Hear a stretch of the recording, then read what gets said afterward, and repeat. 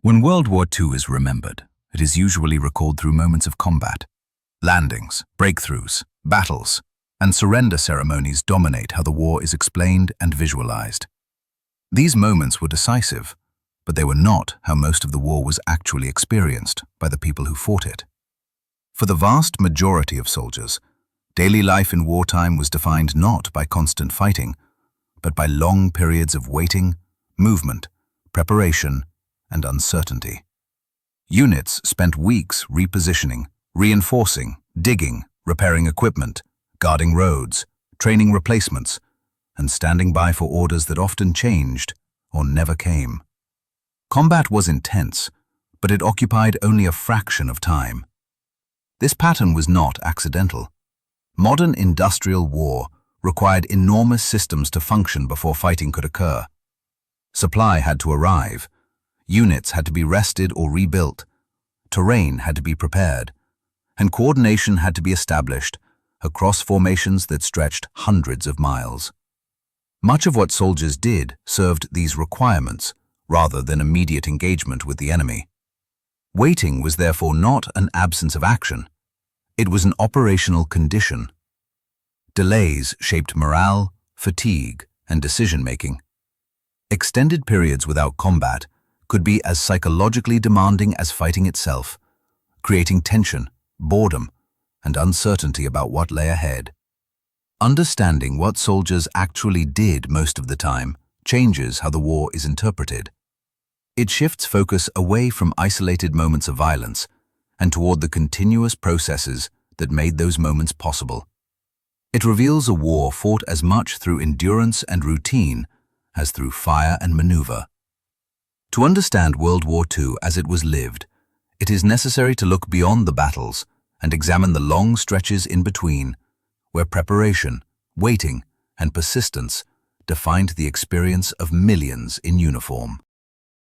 For most soldiers in World War II, the war did not unfold as a continuous sequence of battles. Instead, it was experienced as a cycle of waiting, movement, preparation, and interruption. Combat, when it occurred, was intense and often decisive, but it occupied only a small portion of a soldier's total time in uniform. The majority of days were spent in conditions far removed from the moments that later defined the war in public memory. This pattern was a product of how modern armies functioned. Large formations could not remain in constant contact with the enemy without exhausting themselves and their supply systems. Units required rest, reorganization, resupply, and replacement after even brief periods of fighting. As a result, soldiers often found themselves assigned to rear areas, reserve positions, or sectors considered quiet, where the primary task was simply to remain ready. Waiting took many forms. In some cases, it meant holding defensive positions for weeks with no direct engagement, maintaining trenches, repairing equipment, and observing terrain that might never become active. In other cases, it involved staging areas behind the front, where units trained, received new personnel, and waited for orders that were delayed by weather, logistics, or changes in operational planning. These periods could last longer than the battles that preceded or followed them. Movement was another dominant feature of daily life. Armies in World War II were constantly repositioning to respond to shifting priorities. Soldiers spent long stretches marching, riding in trucks, loading and unloading equipment, or waiting for transportation to arrive. These movements were rarely dramatic. They were often slow, uncomfortable, and poorly coordinated, shaped by road conditions, fuel availability, and the sheer volume of men and materiel moving simultaneously. Preparation filled much of the remaining time. Units rehearsed attacks that might never be launched, constructed defensive works that were later abandoned, and conducted training designed to integrate replacements into existing formations. Soldiers learned to dig positions quickly, camouflage equipment, maintain weapons, and adapt to local conditions. Much of this work was repetitive and physically demanding, carried out under the assumption that it might soon be tested in combat. Uncertainty defined all of these activities. Soldiers rarely knew how long a period of waiting would last or what would follow it. Orders changed frequently, as higher command responded to new intelligence, logistical setbacks, or developments on other fronts. A unit preparing for an attack might be stood down without explanation, while another, holding a quiet sector, could be moved suddenly into heavy fighting. This unpredictability shaped morale and behavior as much as combat itself. The psychological effect of prolonged waiting was significant. Time passed slowly when little happened, yet tension remained constant. Soldiers were required to stay alert, despite the absence of action, knowing that conditions could change without warning. This combination of inactivity and anticipation created fatigue that was different from combat exhaustion, but equally real. It tested discipline, patience, and cohesion. Routine tasks occupied the gaps. Guard duty, equipment maintenance, supply distribution, and administrative work filled days that might otherwise have been empty. These tasks were essential to keeping units functional, but they offered little sense of progress or accomplishment. For many soldiers, the war felt like a series of obligations performed in preparation for an event that might or might not arrive. This reality contrasted sharply with how the war was later represented. Battles were remembered because they were decisive and visible, but they were exceptions rather than the rule. The structure of modern warfare required armies to spend far more time sustaining themselves than engaging the enemy. Soldiers lived within that structure, experiencing the war as a prolonged process rather than a sequence of climactic moments. Understanding what soldiers actually did most of the time begins with recognizing this imbalance. The war was not fought continuously at the front line. It was carried forward through routine, endurance, and preparation, with combat appearing intermittently as the consequence of long periods of waiting rather than their opposite. This foundation shaped everything that followed: how soldiers coped with waiting, how units managed inactivity, and how armies sustained readiness during long stretches without combat influenced performance when fighting finally occurred. The experience of war was therefore defined as much by what soldiers did between battles as by what they did when battles began.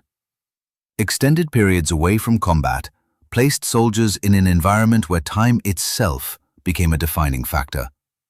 Days were structured by routine rather than urgency, yet the underlying awareness of danger never disappeared. Even in sectors labeled as quiet, the possibility of sudden change shaped behavior. Soldiers learned to live in a state where nothing happened, but anything could happen. Daily schedules were designed to impose order on this uncertainty. Units followed routines that included inspections, maintenance, drills, and administrative tasks. Weapons were cleaned repeatedly, not because they had been used, but because readiness was non-negotiable. Equipment was checked and rechecked. Small deficiencies that might be ignored in civilian life were treated seriously, because the cost of failure in combat was understood, even if combat seemed distant. Much of this time was spent maintaining positions that might never be tested. Trenches were improved, foxholes deepened, and camouflage adjusted in response to weather and terrain. In static sectors, soldiers became intimately familiar with their surroundings. They learned the shape of the ground, the sound patterns of the area, and the difference between routine noise and something out of place. This familiarity created a sense of control, even when action was absent. Waiting also meant living with incomplete information. Soldiers rarely understood the larger operational picture. They knew where they were and what they were responsible for, but not why decisions were made or when conditions would change. Orders often arrived without explanation, and cancellations were common. This lack of context could be frustrating, but it was an inherent feature of large-scale war, where information was compartmentalized and plans evolved constantly. Social dynamics became a central part of survival during these periods. Relationships within small units deepened through shared routine rather than shared combat. Conversations repeated, jokes became familiar, and minor habits grew noticeable. Tension occasionally surfaced, but cohesion was reinforced by the knowledge that these same individuals would be relied upon when conditions changed. Trust was built slowly, during moments of inactivity rather than crisis. Boredom was a persistent challenge. Soldiers filled time in improvised ways, reading when material was available, writing letters, or engaging in informal games. These activities were not distractions from war, but coping mechanisms that helped maintain mental stability. Prolonged inactivity without structure could erode discipline, so commanders tolerated and sometimes encouraged harmless diversions to preserve morale. Fatigue accumulated even without combat. Poor sleeping conditions, exposure to weather, and irregular schedules took a steady toll. Alertness had to be maintained at night, when the risk of infiltration or bombardment increased. The body adapted to a rhythm that was neither fully active nor fully at rest, producing a form of exhaustion that was difficult to resolve without complete withdrawal from the front. Movement, when it occurred, often disrupted these fragile routines. Units were relocated with little notice, sometimes traveling long distances only to wait again in a new location. These transfers were rarely efficient. Transportation was limited, roads were congested, and delays were common. Soldiers spent hours or days in transit, unsure of their destination or purpose, carrying equipment that was heavy even when unused. The contrast between expectation and reality was constant. Soldiers trained for combat, but spent most of their time preparing for an engagement that remained hypothetical. This gap created a psychological tension. Readiness had to be maintained without release. When fighting finally occurred, it was often preceded by weeks or months of anticipation that intensified the experience. Commanders were aware of these dynamics, but had limited ability to change them. The structure of modern warfare required pauses. Supply lines had to function, replacements had to be integrated, and higher-level decisions had to be coordinated across vast distances. Waiting was not inefficiency. It was the price of operating armies at scale. For many soldiers, the war became defined by this rhythm, rather than by individual battles. The memory of long nights, routine tasks, and uncertain days formed the backdrop against which moments of combat stood out sharply. These intervals shaped resilience, discipline, and perception, influencing how soldiers reacted when the environment finally shifted from waiting to action. Understanding this aspect of the war reveals a reality that is often overlooked. Soldiers were not constantly fighting, but they were constantly preparing to fight. The effort required to sustain that readiness day after day constituted the majority of their wartime experience. Combat was decisive, but endurance made combat possible. This dynamic explains why the war felt longer to those who lived it than to those who later studied it. The accumulation of routine, uncertainty, and fatigue stretched time in ways that battle narratives cannot capture. For soldiers, the war was not defined by how often they fought, but by how long they waited and remained ready for when fighting would begin.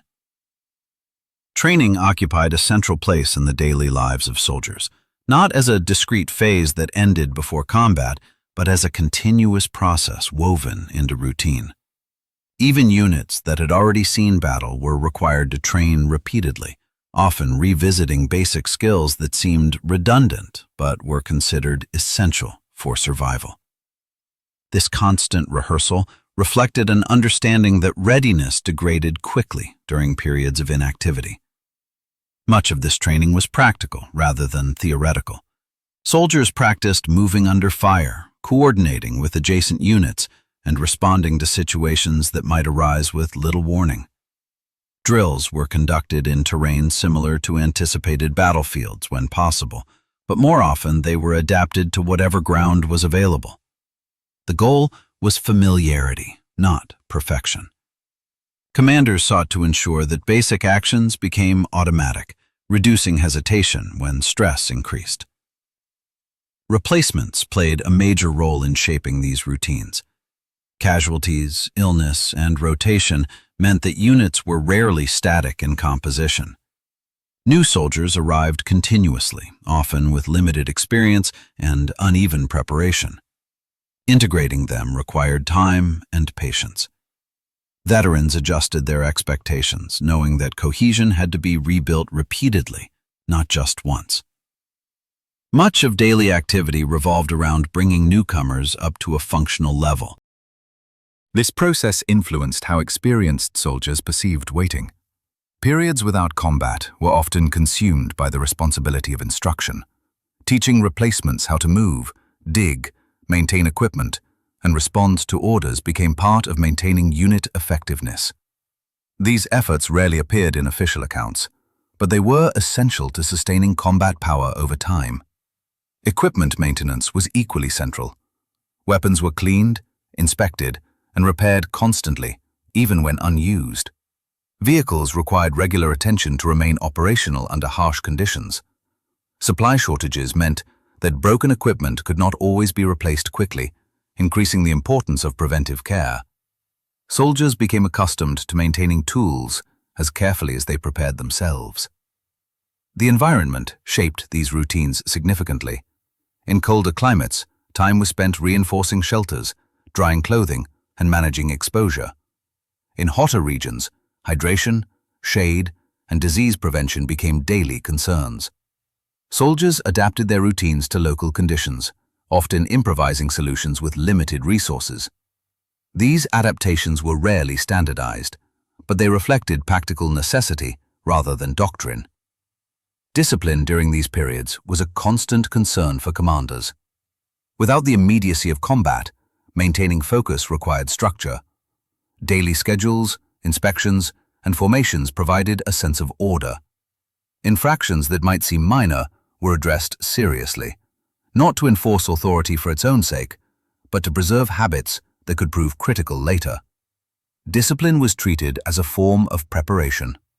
At the same time, excessive rigidity carried risks.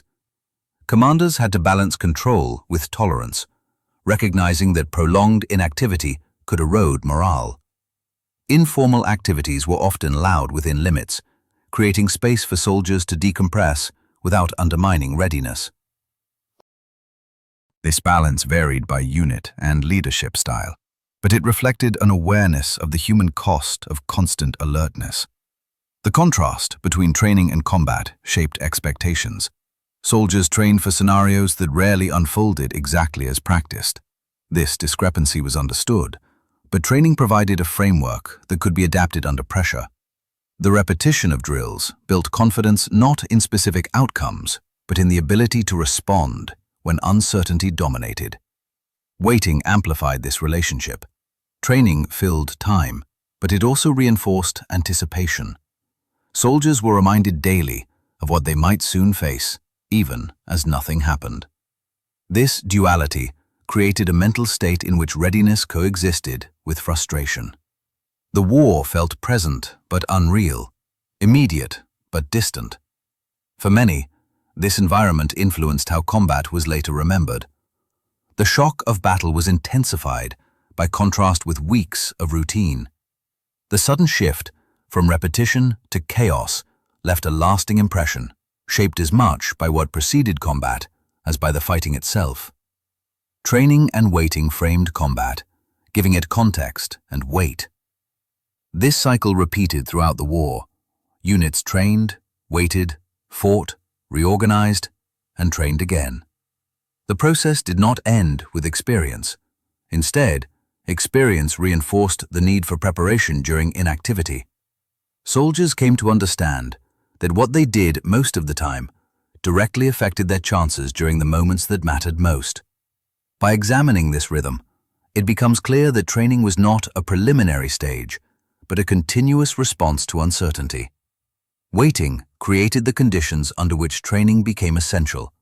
Together, they defined daily life in wartime, shaping soldiers long before and long after the brief intervals of combat that later defined the war in memory.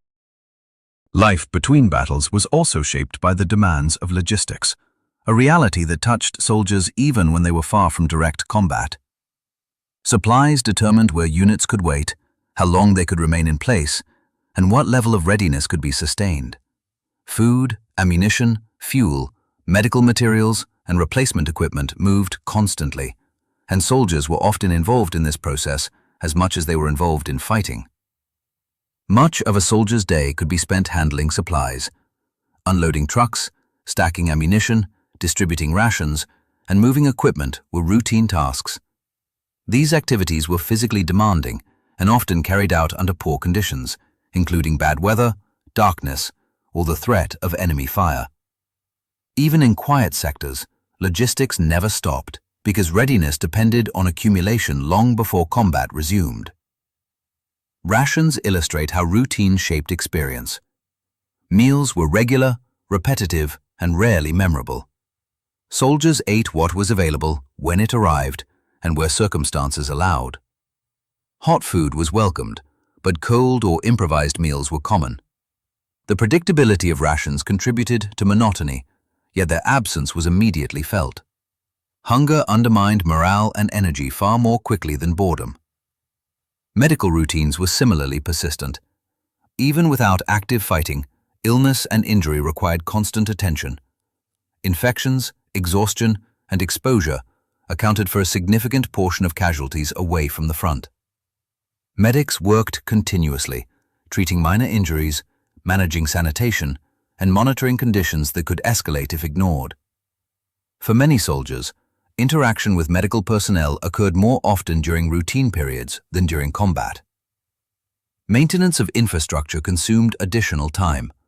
Roads, bridges, camps, and defensive positions required upkeep. Weather damaged structures quickly, and neglect could render positions unusable. Soldiers repaired what they occupied, knowing that deterioration could complicate future movement or defense. This work rarely appeared urgent, but its importance became clear when conditions changed suddenly. Waiting was therefore active rather than passive. Soldiers were engaged in sustaining the environment that allowed operations to continue. These efforts were rarely acknowledged in narratives focused on combat, yet they formed the backbone of military effectiveness. Without continuous logistical labor, fighting units would have been unable to function when required. Communication also shaped daily life. Messages moved slowly and were often incomplete. Soldiers waited for mail, orders, or updates that might take days or weeks to arrive. Letters from home became anchors, connecting soldiers to a world that felt increasingly distant. Writing letters filled time and provided structure, even when responses were delayed or never arrived. This distance from home contributed to a sense of suspension. Soldiers existed between past and future, removed from civilian life, but not fully immersed in combat. Waiting periods intensified this feeling. Time passed, but progress was hard to measure. Days blended together, marked by routine rather than milestones. Morale fluctuated accordingly. News of victories or setbacks elsewhere affected outlook, even when local conditions remained unchanged. Rumors circulated easily in the absence of clear information. Soldiers interpreted fragments of news, speculating about how close the war might be to ending, or whether they would be moved again. These conversations filled the gaps left by official silence. Leadership played a crucial role in managing this environment. Commanders who understood the strain of inactivity worked to maintain purpose. Clear routines, achievable tasks, and realistic expectations helped prevent drift. Poor leadership, by contrast, allowed frustration and resentment to grow, undermining cohesion long before combat resumed. The accumulation of routine had long-term effects. Soldiers became adept at adapting to discomfort, uncertainty, and repetition. This adaptability was not glamorous, but it was essential. It allowed units to survive extended campaigns, where decisive moments were rare and progress was incremental. These experiences shaped how soldiers perceived combat when it returned.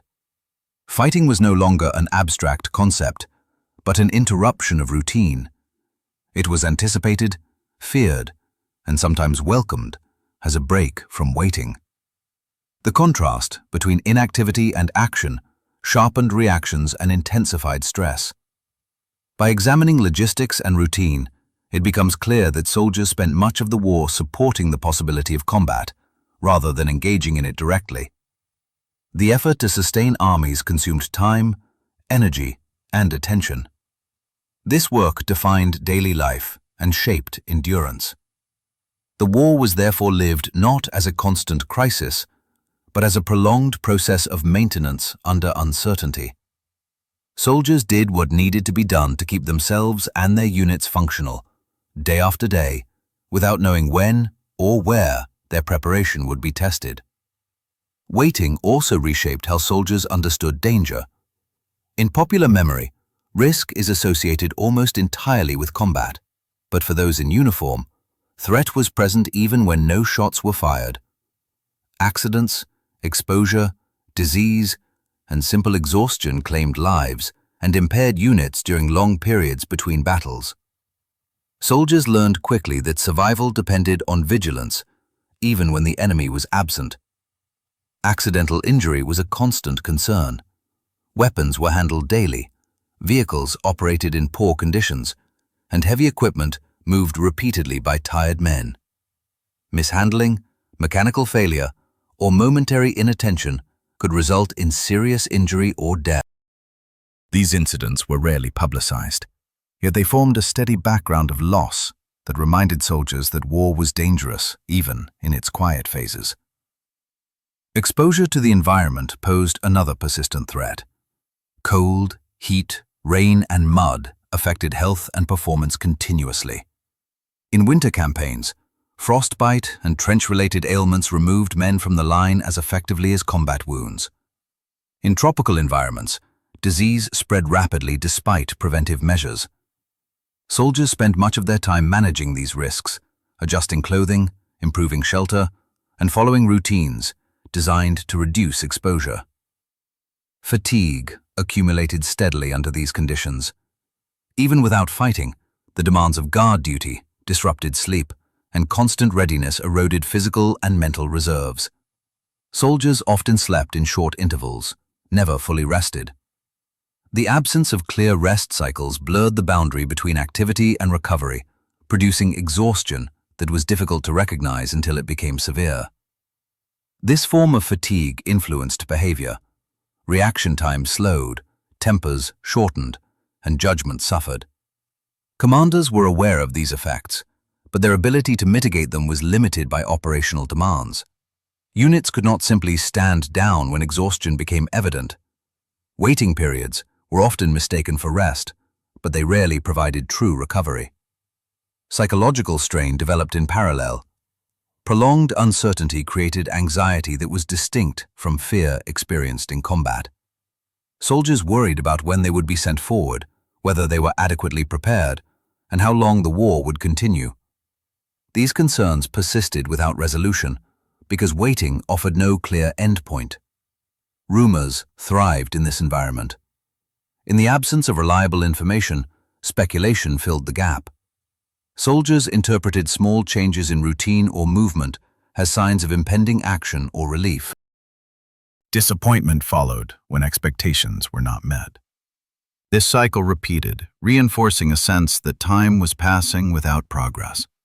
Despite these pressures, units adapted. Informal systems of support emerged within small groups. Soldiers watched for signs of exhaustion in one another, shared tasks, and maintained routines that provided a sense of normalcy. These behaviors were not codified, but they were essential to sustaining effectiveness over long periods of inactivity. Waiting also altered how soldiers perceived combat itself. Anticipation built over weeks or months could magnify fear or, paradoxically, dull it. Some soldiers entered battle with heightened anxiety, while others experienced a sense of resignation. In either case, the psychological state shaped by waiting influenced performance when fighting began. The transition from inactivity to combat was often abrupt. Units moved from routine to crisis with little warning. The sudden demand for speed, aggression, and coordination contrasted sharply with the slow rhythm of waiting. Soldiers had to shift mentally and physically almost instantaneously, a challenge that training attempted to address but could not fully resolve. After combat, waiting resumed in altered form. Survivors returned to routine, carrying the memory of fighting and the absence of those who did not return. This reinforced the sense that waiting was not neutral. It was filled with reflection, loss, and anticipation of what might come next. These cycles repeated throughout the war. Waiting did not occur only at the beginning or end of service, but continuously, between operations, after engagements, and during redeployment. It became the dominant condition under which soldiers lived, shaping their understanding of war more than any single battle. Recognizing this reality challenges simplified narratives. War was not experienced as a series of climactic events separated by irrelevance. The intervals between battles were consequential in themselves. They determined readiness, morale, health, and cohesion. They shaped how soldiers endured the war as a whole. By examining waiting as a central experience, it becomes clear that soldiers spent most of the war managing risk without action. They lived under constant constraint, maintaining readiness while confronting hazards that were not always visible. This quiet persistence defined their daily reality and underpinned the moments of combat that later came to represent the war. The war, as lived by those who fought it, was therefore not defined by how often they faced the enemy, but by how long they sustained themselves in preparation for encounters that were unpredictable in timing and outcome. Periods of waiting also reshaped how soldiers understood time and progress. In civilian life, effort is often linked to visible results.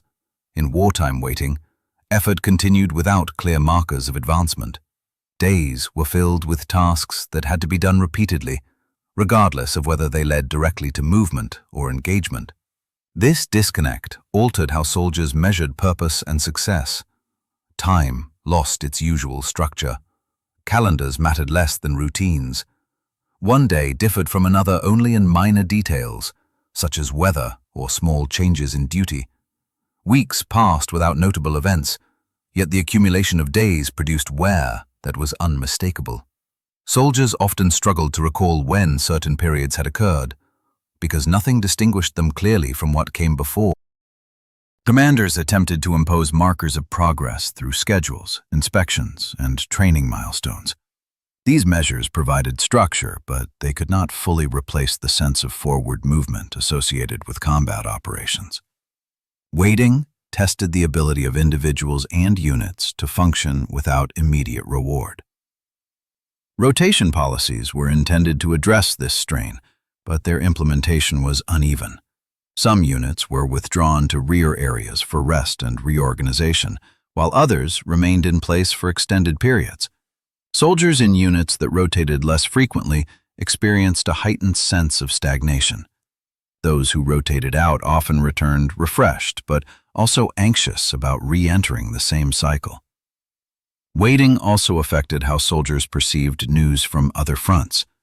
Reports of advances elsewhere created mixed reactions. Success brought hope, but it also emphasized the contrast between movement and stasis. Soldiers holding quiet sectors felt removed from events that seemed decisive, even though their role in maintaining pressure or security was essential. This separation reinforced the feeling of existing on the margins of history as it unfolded. Personal identity evolved under these conditions. Soldiers defined themselves less by action and more by endurance. The ability to persist became a measure of competence. Complaints were suppressed, not because conditions were easy, but because enduring them was seen as part of the role. This culture of endurance shaped interactions and expectations within units. Waiting also influenced how soldiers related to authority. Orders that required patience were often harder to accept than orders requiring action. Being told to hold, maintain, or stand by demanded trust in leadership that could not always be verified. Soldiers complied because discipline required it, but confidence varied depending on prior experience and leadership quality. Moments of anticipation punctuated long stretches of routine. Rumors of impending movement, inspections by senior officers, or changes in supply patterns were interpreted as signs that something might happen. These moments briefly intensified focus, only to dissipate when nothing followed. Repeated cycles of anticipation and disappointment contributed to emotional fatigue. Despite these challenges, waiting fostered adaptability. Soldiers became skilled at operating under uncertainty, adjusting expectations, and finding meaning in limited scope. They learned to manage frustration and to support one another in subtle ways. These adaptations were not glamorous, but they were essential to sustaining large armies over long campaigns. The cumulative effect of waiting was evident when combat resumed. Units that had endured prolonged inactivity without losing cohesion often performed more effectively. They entered battle tired but disciplined, accustomed to operating without immediate gratification. Those that had struggled during waiting periods faced greater difficulty transitioning to action. Waiting also shaped memory. For many veterans, recollections of the war included long periods that were difficult to describe, but impossible to forget. The emotional weight of waiting often resurfaced later, detached from specific events, but associated with a persistent sense of tension. This aspect of memory rarely appeared in official histories, yet it defined personal experience. Understanding waiting as a dominant condition of wartime service alters how effectiveness is evaluated. Success depended not only on tactical skill, but on the capacity to function during inactivity. Armies that could sustain morale, discipline, and readiness during long pauses were better positioned to exploit opportunities when they arose. This perspective reframes the relationship between waiting and action. Waiting was not merely the absence of fighting, it was a state that shaped how fighting occurred.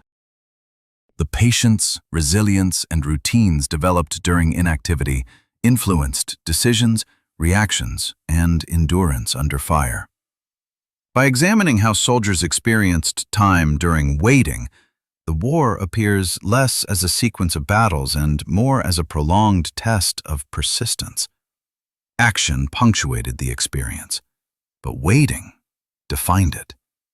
The ability to endure without visible progress became one of the most important and least recognized skills demanded of those who served. This reality explains why the war felt endless to many who lived through it.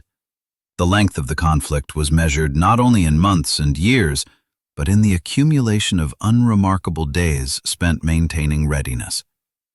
Waiting stretched time, shaping the war as it was experienced, even when nothing seemed to be happening. Waiting also shaped how soldiers understood responsibility and agency. In combat, actions had immediate and visible consequences. Between battles, responsibility was more diffuse. Soldiers were expected to maintain readiness, follow routines, and preserve equipment without seeing direct results. This required a different relationship to duty, one grounded in trust that unseen effort mattered. Many soldiers struggled with the sense of limited control. Decisions were made far above their level, and outcomes depended on factors they could not influence. Weather delayed operations, supplies arrived late, and plans changed without explanation. Waiting magnified this distance between effort and outcome, forcing soldiers to accept that much of their contribution would remain indirect. This acceptance was not passive. Soldiers developed practical ways to exert control where they could. They improved positions beyond requirements, refined routines, and found efficiencies in daily tasks. Small improvements provided a sense of ownership and competence. Even when larger plans remained opaque, mastery of immediate responsibilities offered stability. Leadership behavior during waiting periods became especially consequential. Commanders who communicated clearly, even when information was limited, reduced anxiety. Simple explanations of purpose and constraints helped soldiers contextualize inactivity. Conversely, silence or inconsistency undermined confidence and increased frustration. Waiting exposed leadership quality more consistently than brief moments of combat. Waiting also altered how soldiers related to risk. In prolonged inactivity, risk became normalized. Near misses, distant shelling, or routine hazards were absorbed into daily life. This normalization could dull alertness, but it also fostered resilience. Soldiers learned to function under a constant baseline of threat without becoming paralyzed by it. At the same time, waiting sharpened sensitivity to change. Minor deviations in routine were noticed immediately. A different tone in orders, increased movement, or altered supply patterns signaled potential shifts. Soldiers became adept at reading these indicators, developing an informal understanding of operational rhythm that often preceded official announcements. This attentiveness had mixed effects. It enhanced readiness, but it also sustained tension. Being constantly alert for change prevented full relaxation. Even during rare moments of rest, soldiers remained partially engaged, aware that circumstances could shift quickly. Waiting, therefore, rarely provided true relief. Social bonds continued to deepen under these conditions. Shared routines and repeated exposure fostered familiarity and trust. Soldiers learned one another's habits, strengths, and limits. These relationships were not forged through dramatic events, but through sustained proximity. When combat resumed, this familiarity translated into coordination and mutual reliance. Waiting also influenced how soldiers perceived loss. Casualties during inactivity, whether through accidents or illness, felt different from combat losses. They lacked the context of engagement and could seem arbitrary. This randomness reinforced the sense that war imposed cost, even when nothing appeared to be happening. As campaigns progressed, soldiers accumulated layers of experience, shaped more by waiting than by fighting. Their understanding of war became pragmatic.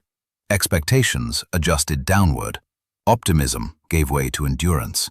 Success was measured by survival, cohesion, and the ability to continue functioning despite uncertainty. These adaptations affected how soldiers interpreted the war's progress. Announcements of advances or setbacks were filtered through lived experience. Promises of imminent resolution were met with caution. Having waited through previous predictions, soldiers learned to reserve judgment until change was visible on the ground. Waiting also reshaped the meaning of relief and rotation. Being pulled back from the line offered physical respite, but it did not fully remove psychological strain. Soldiers carried the habits of waiting with them, remaining alert and cautious, even in safer environments. The war's rhythm followed them beyond the front. This persistence explains why periods between battles were not forgotten once combat resumed. They formed the background against which action was understood. The contrast between waiting and fighting intensified memory, but the waiting itself remained a dominant component of experience. Understanding this dimension clarifies how armies sustained themselves over long campaigns. Effectiveness depended not only on combat performance, but on the ability to manage prolonged inactivity without degradation. Systems that supported routine, communication, and morale during waiting were as important as those that delivered firepower. Waiting, therefore, emerges as a central feature of wartime service, shaping behavior, perception, and resilience. It demanded discipline without reward, readiness without action, and patience under uncertainty. These demands defined daily life more consistently than combat itself. By recognizing waiting as an active condition rather than an empty interval, the lived reality of World War II becomes clearer. Soldiers were not simply between battles. They were engaged continuously in sustaining themselves and their units, preparing for moments that might arrive suddenly or not at all. This perspective reframes the soldier's experience. The war was endured as much as it was fought. Waiting was not a pause in the story, but the medium through which the story unfolded, day after day, shaping how soldiers lived, adapted, and ultimately survived. When World War II is viewed through the lens of what soldiers actually did most of the time, the conflict appears fundamentally different from its popular representation. The war was not experienced as a continuous sequence of decisive moments, but as a prolonged condition marked by routine, uncertainty, and endurance. Combat was real and defining, but it emerged intermittently from a much larger framework of waiting and preparation. This reality challenges how effectiveness and sacrifice are often understood. Soldiers were not measured solely by what they did in battle, but by how they sustained themselves and their units during long periods when action was absent. Readiness had to be preserved without visible payoff. Discipline had to be maintained without immediate validation. Much of the effort that made victory possible occurred in conditions that offered no sense of progress. Waiting shaped behavior in ways that carried lasting consequences. It trained soldiers to operate under ambiguity, to accept limited information, and to function without control over outcomes. These adaptations were not temporary. They became habits that influenced decision-making, reactions to stress, and relationships within units. The war produced not only fighters, but individuals conditioned to endure prolonged uncertainty. This endurance came at a cost. Fatigue accumulated gradually, often unnoticed until it became severe. Psychological strain developed without the release provided by action. Soldiers learned to suppress frustration and anxiety, not because they were resolved, but because there was no alternative. The absence of visible danger did not equate to safety, and the absence of action did not equate to rest. Waiting also shaped memory. For many veterans, recollections of the war were dominated not by specific engagements, but by the texture of daily life. Long nights on guard, repetitive tasks, and the constant anticipation of change left impressions that persisted long after the war ended. These memories were often difficult to articulate because they lacked dramatic markers, yet they carried emotional weight. The contrast between public narratives and lived experience widened after the war. Stories of battles and heroism became the dominant framework for remembrance, while the quieter reality of waiting receded from view. This imbalance simplified the war into a series of climactic events, obscuring the prolonged effort that sustained those moments. The result was a narrative that honored sacrifice, but often misunderstood its form. Recognizing waiting as central to the soldier's experience restores balance to that understanding. It acknowledges that endurance is not passive. It requires discipline, cooperation, and adaptation.